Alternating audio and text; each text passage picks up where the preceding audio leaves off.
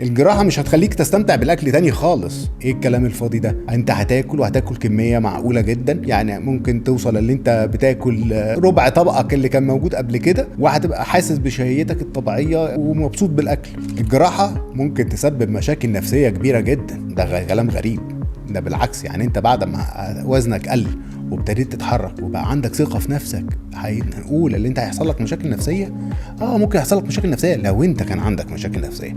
عشان كده احنا بنضطر اللي احنا لما نشك في عيان عنده مشاكل نفسية، بنضطر اللي هو لازم يتعرض على طبيب متخصص من قبل العملية. الجراحة صعبة جدا وبتحتاج وقت طويل جدا في المستشفى. لا طبعا، العملية بتاخد حوالي ساعة لساعتين كوقت عملية حسب نوعها، وبتخرج في نفس اليوم لو عملية زي عملية حزام المعدة، او لو بتخرج تاني يوم لو عملية زي التكميم والتحويل ايا كان نوعه.